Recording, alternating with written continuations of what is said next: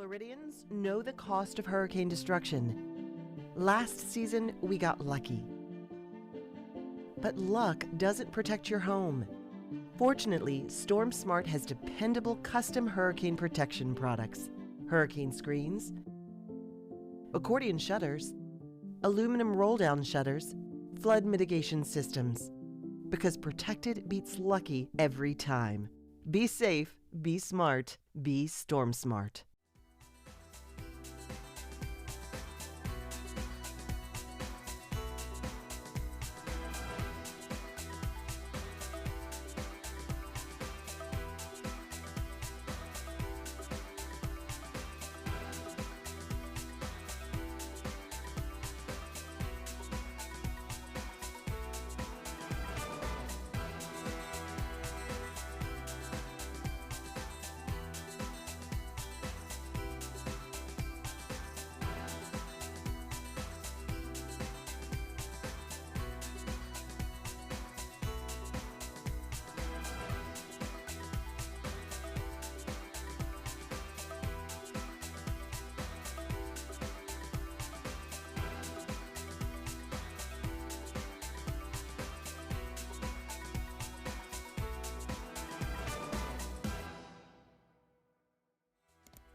Streaming from the Tampa Bay 28 Weather Center in Studio A, this is Dennis Phillips Live. Brought to you by Storm Smart. Protect every opening of your home. And good Tuesday afternoon, evening, everyone. I'm meteorologist Jason Adams, in for Chief Meteorologist Dennis Phillips tonight here on DPL. He is still on his cruise. He posted on his Facebook page a picture asking what your view looks like, and his was the beautiful Gulf. I think it's the Gulf. He's not back from the Atlantic yet. I think he went to the Atlantic and now back into the Gulf. He's on his way back. He'll be here Thursday again is when he is returning. So I've got you covered tonight. I've also got you covered tomorrow night here on DPL. We're going to talk all things, of course, weather, this big pattern change that's on the way, how much rainfall some of you have seen. I know Allie's been detailing that for you here yesterday on DPL. And then we're also going to talk about Debbie. If you remember, 2 years ago today, we had Tropical Storm Debbie passing our area, eventually turning into Hurricane Debbie, and that led to significant flooding in Sarasota and Manatee counties, and so much so that some of you that have been there 50, 60, 70 years, your entire lives, you've never seen any flooding like that. And also, it was a time when maps had changed, FEMA maps had changed, so some people were not in flood zones, and they flooded anyway. So we're going to talk about flood insurance as well. So a lot to cover here tonight, and the last time I was here on DPL, I completely forgot to do all three commercials. So do not let me forget to do all three commercials out there, Tampa Bay. I'm relying on you for my commercial help because, as you know, I'm here on DPL very rarely, and while I've got it down pretty good, I get to yapping and I can't stop yapping, and the next thing you know, the director had to save me and put that third commercial in last time before we went out off the air. So yes, help me out with the commercial breaks tonight, and I will not try and be too yappy to where I forget them. I'm going to try and get the first one here around 7:38. So we got about 8 minutes or so to go before we get to that point. So how's everybody doing? How much rain did you see? And are you one of those folks that is like, all right, I'm done with the rain, I've had some flooding now? Or are you one of the folks that for some reason you're one of the only spot in the 10 million people that live here on Florida's West Coast that did not get rain? Because there were some of you out there that were yelling at me on Facebook saying like, you're crazy. We've got nothing. What are you talking about while people down the street are getting flooding? So let's talk about it. Let me get to the comments and want to say hi to you tonight. Hey, Eric, good to see you here, my friend. No worries. Glad you came through this evening. Ryan, good evening. Hello, hello. Hi, Mary. Good to see you. We got SRQ in the house, of course. Karen from Homosassa, Manatee County. We got Jane in. Good evening, Jane. Daniel said, uh-oh, Red Sox back-to-back home runs, 6-0 in the first. Great. Randy from Brooksville, Daniel from Palm Harbor, good to see you, my friend. Rolando wants to know, when is the rain coming? And it just depends on where you're at. So let me know specific location, because not everybody's going to get the rain tonight, and not everybody's going to get the rain the next couple of days, because we're in for that pattern change that we have been talking about. Dave, good to see you. Hello. We've got Parrish getting the storm. Oh, Parrish. He was in Parrish. That's where he said. So, yeah, Parrish got the rains. Some of you in and around Bradenton and Parrish, you picked up over a foot of rain over the last week. So we're going to see huge improvements to the drought. Unfortunately, we need a little more to get us completely out of the drought. And we also need a little more to be more inland versus coastal spots, because a lot of our aquifers and a lot of our area resources, that need to be replenished. They're inland, and they missed out on a lot of that coastal rain area. So we're not completely out of the drought yet. Still going to take some time, but I think when the drought monitor comes out Thursday, we are definitely going to see some big improvements to the drought monitor, especially for our coastal spots. Maybe 1 or 2 categories below where you were today, which most of us for the drought monitor over the last 3 months at the coast, we've been in a level 4 out of 5. I think some of you will be a level 2 or level 3 out of 5. Still in drought, but hey, finally talking about improvements, that is for sure. Gala and Largo, good evening. We got decent rains in Lakeland from Alicia, and yep, and you got more coming in. Big thunderstorm right now over East Lakeland over to Auburndale. Red, nice jersey. Thank you, sir. Of course, this is my stadium series from last year, and earlier tonight with Nadine and Lauren, they were in tonight anchoring, and I was talking about how my favorite game last year, and it was the first time I wore my stadium jersey to that game, to Benchmark International, was when Cooch got into 4 fights against the Panthers, and those stinking Panthers. Oh man, it was so good. It got me so fired up. So yes, we talked about how great Cooch is on air tonight, and we'll probably do that here tonight as well. Julian from Clearwater, hello my friend, good to see you. Kurt in Bradenton, we've got more from Largo, Bayonet Point, lots and lots of you in here tonight. Wow, this is a pretty busy one for me. Usually when it's not Dennis, I got about 75 diehards that stick with me, and right now the numbers are showing up at about 240 here on Facebook. So thanks guys, appreciate the love tonight, appreciate you hanging out. All right, so that's the introduction for us. Let's talk about rain and talk about where we're seeing it right now, who's getting the most rain, and who is going to get a little bit more here into the next couple of days. All right, let's see if I could do this right. Click on that one, get this guy over here. You should have the radar on the right and me on the left. Perfect. All right, so let's start in Polk County tonight because this is where we're seeing the most rain at this point with the most widespread showers and storms. Not too good on I-4 currently as we're covered up here all the way through Polk City, Gibsonia, Kathleen, up 98.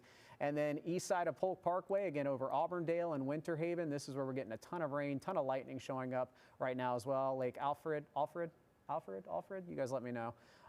Getting a good amount of rain here as well. It looks like maybe just to the east of Circle B Preserve getting these storms too. A ton of lightning with these, nothing severe at this point. I'll go ahead and actually I'm going to turn the radar on. I'm going to look at the wind inside, make sure we don't have anything too crazy going on in the storms as far as gusty winds. Probably getting a 30 to 40 mile per hour wind gust out of these cells as they're moving from south to north. But notice the direction. That's also important too. Moving from south to north. The last couple of days, everything has been coming in from the Gulf, right? And by the time it got inland, it fell apart. So that pattern change is already happening out there tonight with some of us seeing some of these decent rains. Yeah, I'm not seeing anything too concerning as far as any gusty winds. 20, 30 mile per hour gusts, 35, 35, 35. So yeah, a little bit breezy, but I think it's it sounds more scary than it is because of course how much lightning is in this storm right now. Actually, let's look at that too. See if we can get the lightning counter on there. Yeah, 212.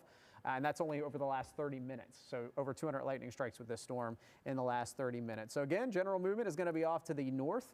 So heads up Polk City and then heading into southern Lake County. That's where this storm is going to go. We've been getting rocked over here.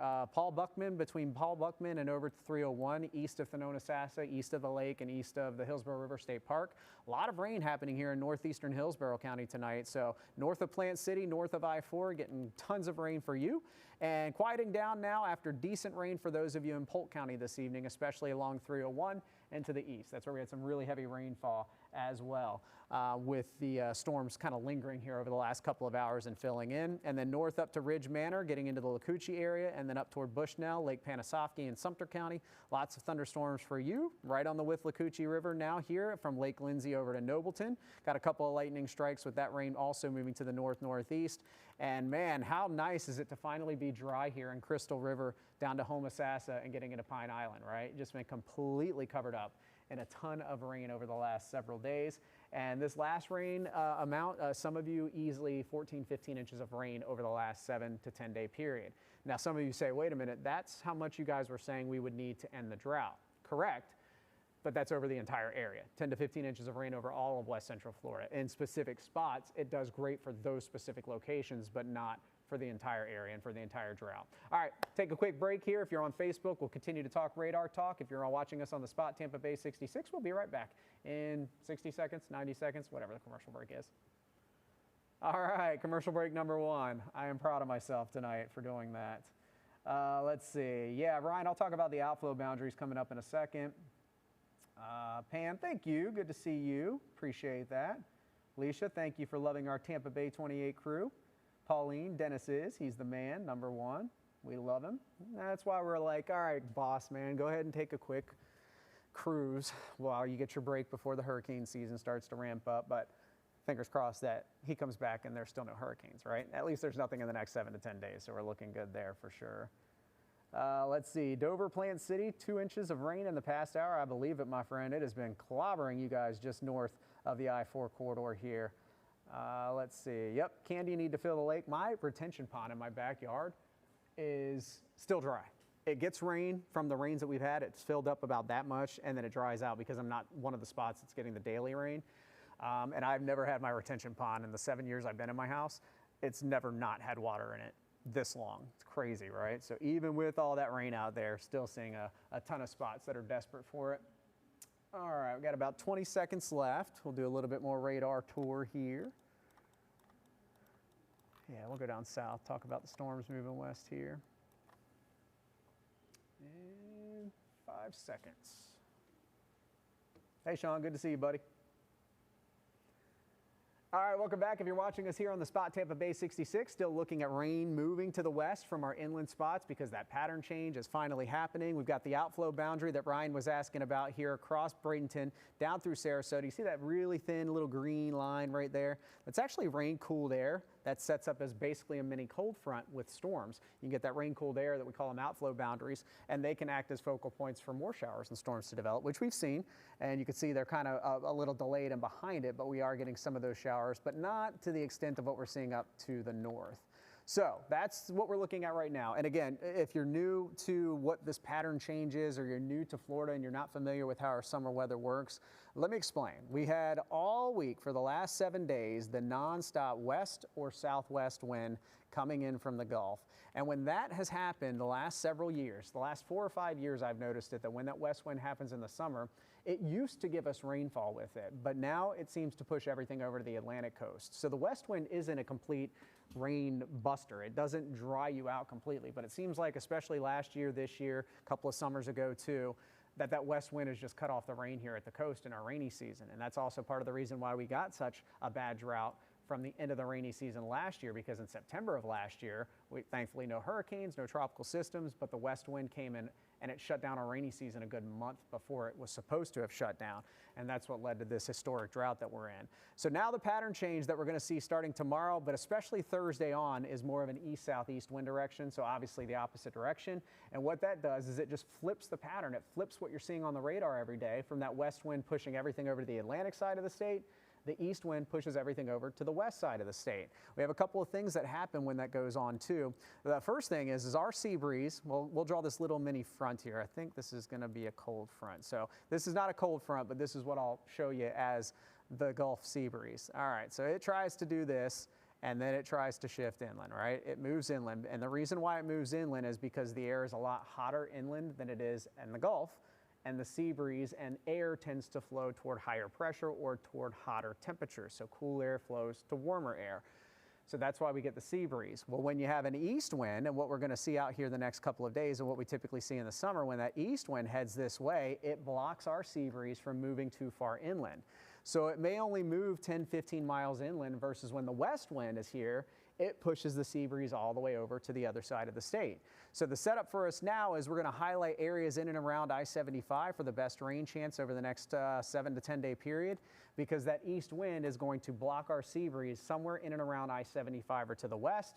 And when all that Atlantic moisture, that Atlantic sea breeze moves west, the two come together somewhere around I-75. And I always equate it to almost like a car crash, or when you have two cars and they hit, like the hoods pop up or the crash, you know, the car kind of folds up because it can't go down, right? When you have two air masses coming together, it can't go down because there's the ground, so it only has one place to go, and that's up. And that's why here in our part of Florida, in the summertime, we get the huge explosion of storms because you have these two cooler air masses coming together, all that daytime heating, hot temperatures, high humidity, and that's what erupts the showers and storms. So that, my friends, is what we're going to be seeing here for the pattern change as we head into next week. And that pattern change, over the next week, I should say. So that's still going to give us some pretty decent opportunities for rainfall. Not everybody will see that rain, but I'm going to hold your rain chance all the way through Saturday at 50 to 60%. Maybe some dry air, a good 20,000 feet up coming into the area from Sunday on. So that will bring down the rain chance a little bit by that point, but I still think we're going to be favored for those typical afternoon and evening storms. As long as we get the east wind pattern in here, it's going to be one that is more favorable for us to see some better rain chances. Now I want to show you this map too. This is going to say 12-hour rainfall estimates, but on DPL, we're just spitballing. I don't have time to change the graphics and the numbers and everything. So what I'm going to show you here is I'm going to change this from a 12-hour rainfall estimate, and I'm going to try and go back to, let's see if I can go back to the end of July. Let's see, July 30th. Let's try that. There we go. So clearly, everybody's gotten rain pretty much in the entire area. The yellows are the brighter colors. That's where we had the most rainfall. And in some of those yellow pockets, we saw over a foot of rain. And we had that even in some parts of the Bay Area too, a very small section, seeing more than that. And the red and the greens, those are areas that have had more than 6 inches of rain. Now, some of you have had way more than 6 inches of rain, so I'm not going to plot the numbers here, but I do want to point out that inland spots, more green showing up, and that's a lot less rain than what we've had here in our coastal spots, and some of you, again, picking up 10 to 12 inches of rain. Not every community did. Some communities only got an inch to a half an inch of rain, while others did get a ton more, and that's Florida for you, right? That is exactly what we see here in Florida. Some get a lot, some do not get a lot. So that's the pattern that's going to break. All that west wind, all the cold fronts that were making it into North Florida, installing over the last week, enhancing the rain chance, we're done with that. That is why the pattern is changing, and that is why we're going back to hotter days, hotter temperatures. How much did you enjoy your air conditioning out running constantly for the last several days? I mean, I couldn't believe it. I was like, my house is so quiet right now because, oh, my AC is not running. In August in Florida, not complaining. All right, so this is the drought monitor. Remember, these drought monitors come out every Thursday, so this is the old data. And the drought monitors, it's going to be a little confusing, so stick with me. We go from Tuesday to Tuesday. So from last Tuesday to today, all the rain is going to be accumulated into that for the Thursday drought monitor. So even though we got rain after 8 a.m. today, and we're getting rain tomorrow, and we're going to get rain Thursday by the drought monitor, by the time the drought monitor comes out, it's going to be from last Tuesday to this Tuesday, which was the bulk of all that yellow, red color stuff that I just showed you there. And that's what's going to show up for the higher rain totals and help drop those drought monitor concerns. So again, we've already dropped in Citrus County prior to all the rain for the last week. You're down to a level 2, a moderate drought. In the shade of orange here, let me go ahead and get my little pointer out. So yeah, in this orange area here, this is a level 3 drought. And in this red area, this is a level 4 out of 5 drought, with 5 being the worst of the drought.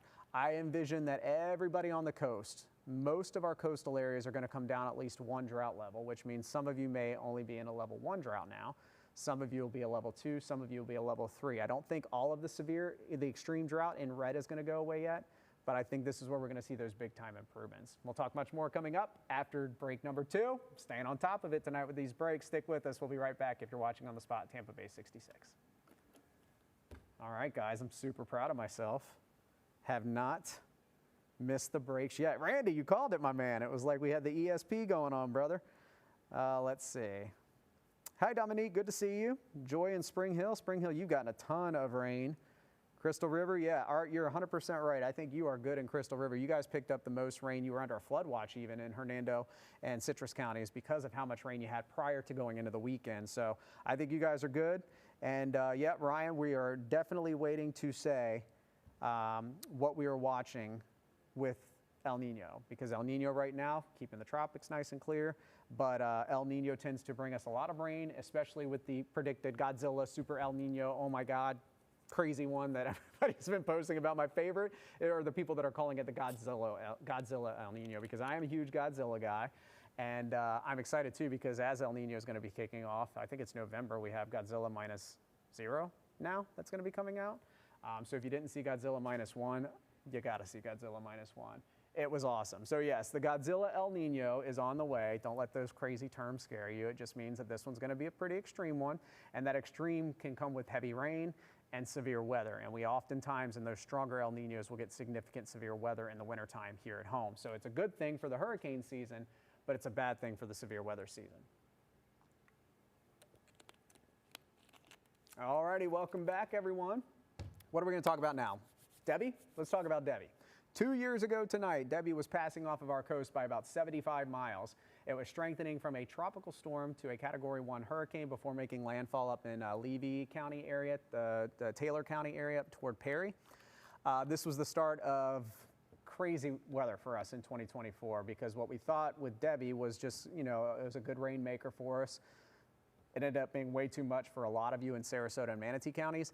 And then what happened is that opened up the door, obviously, to what came a couple months later in September and October. So Debbie started it, and even our colleagues, when I was talking to them tonight, they're like, oh, totally slipped my mind that today is the anniversary of Debbie when I brought it up, because yeah, Debbie kind of got swept under the rug because of how bad Helene and Milton were. But this was that moment that Hurricane Debbie became Hurricane Debbie. It was just offshore of the Nature Coast. It passed most of the area as a tropical storm, but the damage that it brought, flooding-wise, was tremendous in Manatee and Sarasota counties. Over a foot of rainfall in about 6 hours. And that led to extreme and catastrophic flooding in areas that have never seen flooding before. And that also came at a time where maps were changed and a lot of people got rid of their flood insurance because they were no longer in places considered a flood zone, and they flooded. And that is something that I have been stressing ever since I came to Tampa Bay. My 9-year anniversary with Tampa Bay 28 is coming up here on the 14th, so I've been here for almost a decade with you guys. And what I have learned is that hurricanes are going to do whatever they want. And no matter how well forecasted, predicted they are, or how terribly forecasted, predicted they are going to do what they want. And we saw that with Debbie, we saw that with Helene, and then we saw that with Milton. And with Debbie, it brought some extremely heavy rainfall in places that people did not have flood insurance. So I know everybody can't afford everything. I know times are tough. But I want you to at least have that conversation with your family. I am not in a flood zone, and I've had flood insurance every year at my house for the last 5 years now. And what changed that for me is what I saw happen from Hurricane Harvey over in Texas. Remember, it dropped 70 inches of rain, 60 inches of rain. Never have seen that in our lives before, and that happened. And millions of people in the Houston area did not have flood insurance because they weren't in flood zones, and they flooded, and they got no help at all whatsoever. And then Nadine Yanis, she is our insurance guru here at Tampa Bay 28. She said, I can't remember the exact number, but over 7,000 of those claims were never paid out from Hurricane Debbie because they didn't have insurance, and these people were left on their own. So I don't want you to ever have to deal with something like that. Hopefully we never see a situation where we have a hurricane stall over Tampa Bay, but that's all it's going to take. If one hurricane stalls over us for a day or two, or we have a very strong Cat 2, 3, or 4 coming on shore, and it's only moving at 4 or 5 miles per hour, we're going to get 2 to 4 feet of rain out of that. And that will flood areas that are not in flood zones. So that's my spiel. I know, again, it's hard and not everybody can afford it, but I just want you to have that conversation with your families, with your insurance companies. Remember, homeowners insurance does not cover flood damage. It will not cover any water damage from water rising, from rainfall outside of your house that makes it into your house. So you got to at least consider it. Talk to your agents. And the agents, I know they're agents, so they're making money off of the sale, but my agent was like, you're making the right decision, because there are thousands and thousands and thousands of people every year here in Florida that do not have flood insurance, and they're on their own. So I don't want that to happen to you. Hopefully we don't have to worry about that, but that was my Hurricane Debbie spiel that I wanted to talk about tonight because of all the people that were so caught off guard by that flooding. All right, last commercial break, just so I don't forget it, and then we've got about 7 minutes left of the show. I'll continue here on Facebook a little bit past that. We'll be right back if you're watching on the Spot 66. Yes, all 3 tonight. Managers aren't going to yell at me. Advertisers are going to be happy that I got the commercials in on the spot. All right, looking good, looking good. All right, let me go back through some of the comments and see what you guys are saying. Let's see. Yep. Mary nailed break number 2. Kim got break number 2. Break number 3 is now finished. And the city of Winter Haven, thank you. I don't know if this is a legit Winter Haven page or if this is like the Lakeland page that is not the actual Lakeland page. That's really, really funny. But they said, Dennis Phillips, we like this guy. He does a very good job being the Duke of the Doppler. I'll take that. I've never been called the Duke of Doppler before. And that is now my title moving forward from now on. So shout out to the city of Winter Haven's Facebook page. Let's see. Yes, Renee, are the drought numbers accurate? They are, but again, timing wise, we're going to see what the new numbers look like once we get to Thursday. Thursday is when we get all of that information in as well. Mary Ellen, good to see you. Jonathan, leaving for the Keys Thursday morning. You're good, buddy. It's going to be that typical Florida summer rain. So you'll have some rain chances. You're going to see rain one day. You won't see rain the other day, but the Keys are looking good. Tropics looking great as well. Yeah, Eddie, it was bad. Debbie was so rough for so many in Sarasota and Manatee County. So thankfully last year was great. Nothing out there. This year so far so good. Let's keep it that way. All right, Julie Ann, welcome back. For those of you that are watching on the spot, Julie Ann, I want to point this out. She said, the house flooded, my generator might malfunction and catch it on fire. Yes, so obviously you have to think about these things too. It's not just the water coming into your house, but if you're trying to run a generator, if you have something that you're trying to prevent from getting flooded, you've got to move it up on tables, things like that. Hopefully we just don't have to deal with it, because the hurricane season of 2024 is enough for a lifetime for all of us. All right, what else was I going to talk about tonight before we wrap things up? Let's see. Talked about the pattern change, talked about Debbie, talked about the tropics. If you're wondering, here's the tropical Atlantic right now. Beautiful, absolutely beautiful. So two things, still dust coming off of Africa, but this time of year the dust shuts down. That's why we always start to see things happening a little more out into the Atlantic. So right now, nothing showing up out there at this point. Got a couple of waves coming in off of Africa, but again, nothing to worry about. Caribbean, wow, look how delightful the Caribbean looks right now. If you got a cruise planned down south, great weather for you, but the sargassum, have you guys seen this? The sargassum, I had a friend that just left Mexico. They were south of Cancun. Their vacation for 5 beautiful days, and it was completely covered in sargassum. The beach was not that beautiful Caribbean blue color that it was out there. So heads up for the sargassum if you're going to be out there. Got a little spinny happening here over to the east of the Bahamas. This is an upper level low. This is not a surface low. Hurricanes, tropical systems develop when they have a surface low pressure. And those usually tend to have a lot of wind shear with them, which is something that inhibits tropical development. So we're good there. And look at that. Just the way you like to see it. Barely a cloud to be found in the Gulf. And we are not anticipating anything in the Gulf for the next 7 to 10 days. It looks great. We are looking fantastic out there right now, tropics-wise. If you're wondering what the next name on the list will be, it's Cristobal, and that's going to be followed by Dolly, Eduard, Faye, Gonzalo, and Hannah. But the way things are going this year, can we stop at Bertha? Nobody would complain about that. That is certainly for sure. All right, your 7-day forecast. I saw somebody asking for that. Yep, Julian, here you go, buddy. This is what I've got for you for the 7-day. Again, back to what we'd expect this time of year, not this crazy west wind stuff. Some of you get rain one day, some of you don't. Everybody's ACs are going to be cranking and humming again because we're going to get hotter now that we've got the west wind out of here. That means more sunshine, especially from Thursday on. We'll maybe be left with the clouds, some of the clouds lingering and a few showers at the coast Wednesday morning. But overall, the trend is for us to get more of that into the afternoon and evening time frame. And then, like I'd mentioned a few minutes ago, it looks like from Sunday on, a pocket of dry air aloft. Go up 15, 20,000 feet. That dry air will inhibit those widespread storms from developing. So we'll drop the rain chance just a little bit here, down to around 40% for your Monday and Tuesday. But all in all, back to what it's supposed to be this time of year, and not this west wind dropping 10, 12, 15 inches of rainfall in pockets. Were you one of the spots that didn't see much? I only got about 4 or 5 inches of rainfall out of my house, which I'm not complaining because that's amazing. It's the most I've had all summer, I think, in a 7-day stretch. So I'm hopeful that this east wind now, if you didn't get a lot of the rain that was stuck at the coast, is going to help you out if you're a little farther inland or if you're east of 75 in Lakeland down south, because you guys were the ones that were seeing the least amount of rainfall out there. All right, my out time is 7:58, so I've got about 90 seconds before we are done on the spot.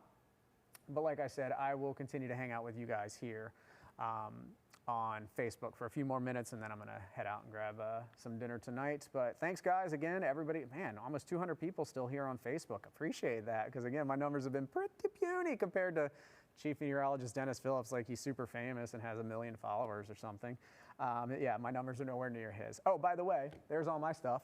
So if you are interested in continuing the conversation with me, or you want to see what my socials look like, Meteorologist Jason Adams on Facebook, on Instagram, the Florida Beach Bum, and on TikTok, which I just started, so I've got like 200 followers. If you guys can help raise those numbers up on TikTok, I'd be appreciative. Just Tampa Bay Weatherman is what I am on TikTok. Oh, that's what I wanted to talk about. Sorry, it's Spot 66 people. You're going to have to switch over to Facebook. Busch Gardens, Coomba. It's gone. It is done. It is officially the end of Coomba.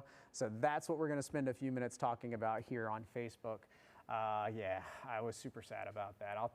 I don't have enough time to tell the story before I have to say goodbye here really quickly to the spot people, but I've got some stories about Coomba from when I was this tall to being a 44-year-old man and riding Coomba for the last time. Super sad. All right, guys, we'll see you later. Thanks for watching On the Spot, Tampa Bay. Perfect. All right, Coomba. Super upset about it. Super sad about it. I get it. It's 33 years old. coasters that old usually don't make it to 33 years old. Usually they've got a good 20, 25 years, and then parks, they get rid of them. Now, I'm not saying that this is what Busch Gardens has done, but what I've seen in my roller coaster fanaticism, if that's even a word, I'm just making up things now, but it's too expensive to maintain older coasters. Obviously, parts after COVID, and certainly still now, parts are really hard to come by. So I get it. It's time to upgrade, get it out of here, but Kumba was like a legend. And if you don't know the history of Kumba, that's what I'm going to spend a couple minutes talking about. So it was built in 1993, and it was the biggest coaster for that manufacturer, B&M. It was their largest coaster, and I think at that time it was one of the largest coasters in Florida or the US or something. I don't remember the exact number of things there. But it was the first big coaster at Busch Gardens, because remember, Busch Gardens started with Python. Is that the right name? Was it the Python? Python. Thank you, Derek. Voice of God, Derek. It was Python, and then the next one was Scorpion. Those were great, but they weren't big kid coasters.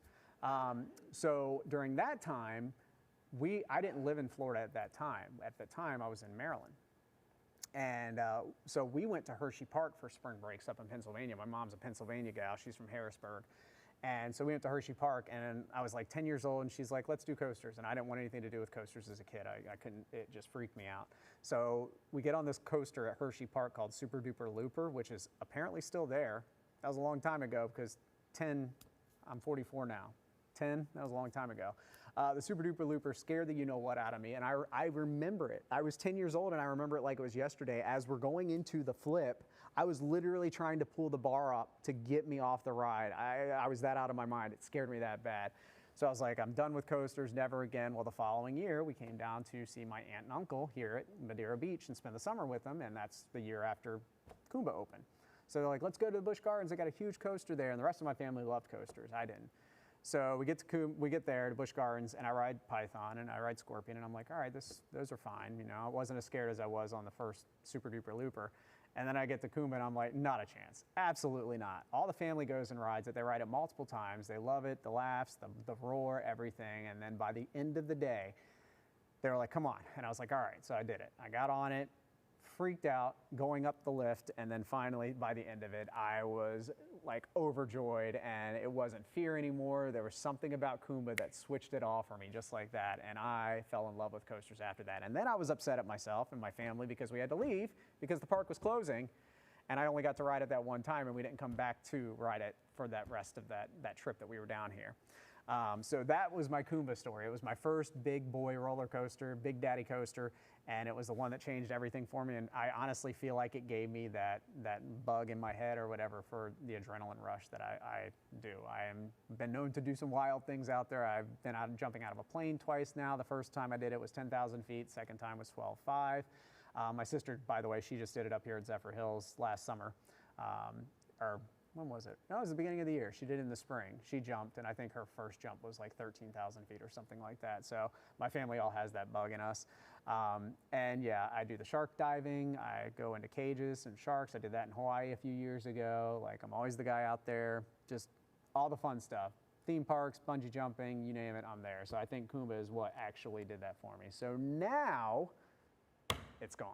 And I'm super sad about it. I get it, and I love Busch Gardens, and I'm so excited to hear what we have coming with Kumba's Revenge.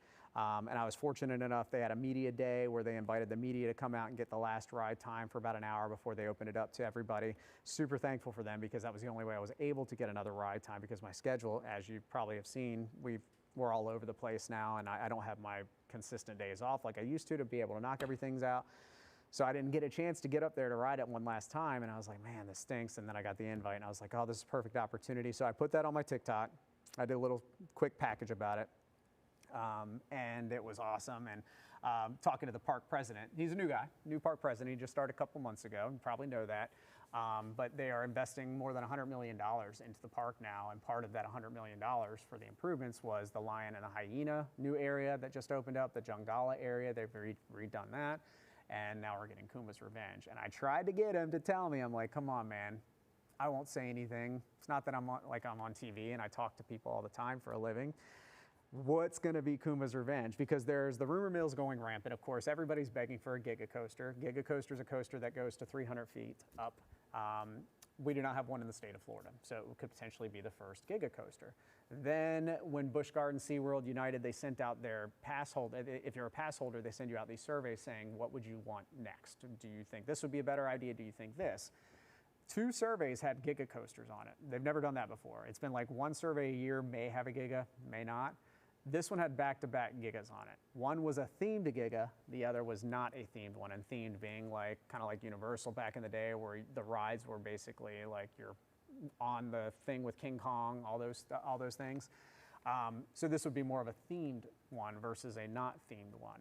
Then they sent one that asked if we would want a dark ride, and a dark ride is a roller coaster inside of a building. That would be great. That would be a good option too, because of our thunderstorms. At least 1 or 2 rides in the park now could potentially still run with the lightning in the area. So that would be an option.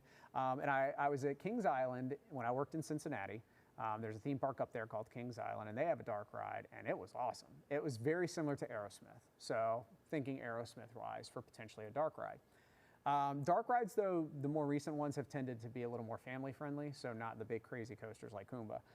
And then the other option that I've been seeing thrown around, and this wasn't in one of their surveys, but a lot of people behind the scenes, the roller coaster fanatics, are talking about, is a single rail coaster. And if you don't know what a single rail is, look up Jersey Devil. And look up Wonder Woman. Those are single rails. That could be an option too, because there's nothing like that here in Florida as well. So anywho, that is my 15 minutes of talking about my love for Kumba and Busch Gardens. Super sad that it's going away. My hope is that whatever they build, it's going to carry Kumba's legacy, obviously. So the roar has to be there. We have to have the roar. That's what made Kumba a legacy coaster. I hope the color scheme is going to be similar as well. And whether it's a family-themed coaster, which I don't think that's going to be, because it's got to be a big one, right? You're taking out a big one, you have to put a big one in. A lot of people are wondering if it's going to be an Iron Gwazi thing too, because Gwazi, dueling wooden coaster that beat the you-know-what out of all of us. I remember a kid had a bloody nose coming off of Gwazi back in the day. Did you guys ever see anything like that? That's happened on Gwazi when I was a kid. And then I remember there's another theme park, King's Dominion in Richmond, Virginia. That one had a coaster called the Grizzly. And my brother and I, kids riding it, and there was a kid in front of us, and he had a bloody nose from how bad that one was as well. So Gwazi, absolutely. Like, loved it, but hated it. So could it be an Iron Gwazi situation where they basically take everything, but they just make it new and upgraded? Who knows? We'll see. All right, so that's enough of that. All right, let me see. Go back to the comments before I think I'm going to end here. And let's see.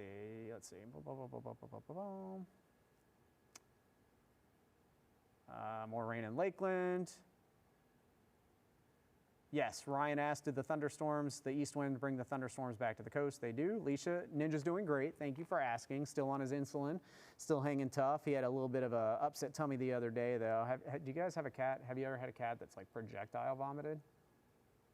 That was weird, because when cats have Ninja's thrown up before, it's been like a little bleh, and that's it.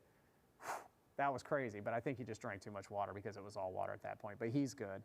Let's see. Winter Haven, shout out to you guys again. Duke of Doppler, that's going to be my new name from now on. I love it. Let's see. Thank you, Jane. Good to see you. Good night, Kim. Y'all have a great day tomorrow. Rochelle, thank you. I appreciate that. She says, you do not look 44. What is the secret? Skincare. Lots and lots of moisturizers and start them young. Thankfully, I got this job in TV when I was like 23, 24, and I had brilliant people that told me in the very beginning of my career, if you want to have that youthful look here in 20 years, do that. So yes, that is what it is. I can message me, I'll send you my skincare stuff. A little pricey, but for my job, it's worth the cost since I'm on TV. Let's see. Yeah, Pam said she rode the Super Duper Looper many times, grew up near Harrisburg as well. Yep, absolutely. Crazy, right? Mary wants to know what's going on with our schedule. So as you guys know, in April, Shay retired from TV. We were looking to potentially fill her spot, but there are a lot of changes that are happening within our parent company right now. Scripps is who owns our TV station here. So not that we were put into a hiring freeze, but we've been holding off on that 5th meteorologist hire as our company is still working through our transition. fortunately, we were able to get 2 freelancers in the area that are both meteorologists, certified meteorologists. One of them used to work at our Tallahassee station. She lives here in St. Pete. And then another one, she works for WeatherBug. She is in Spring Hill. She lives here. And so both of them, meteorologists, the one in Spring Hill, her name is Brittany. The one that came from Tallahassee, she is Elizabeth.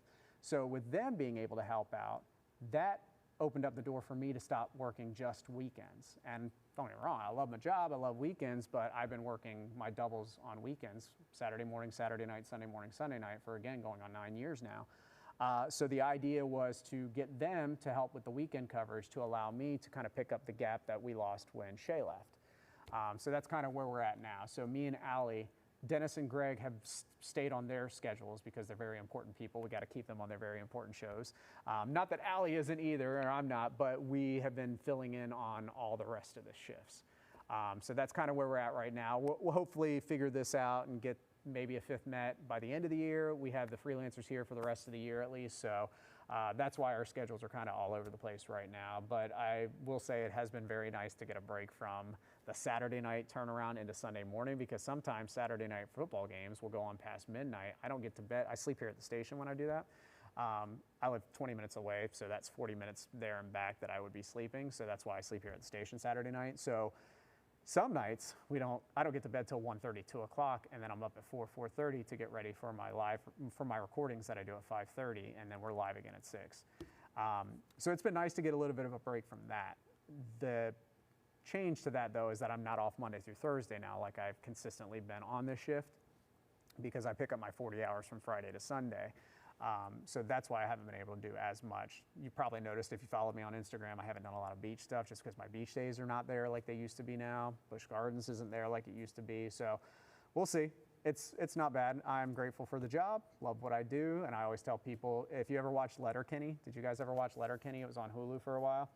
The main character, Wayne, says, if you love what you do, you'll never work a day in your life. And I know that sounds so cliche,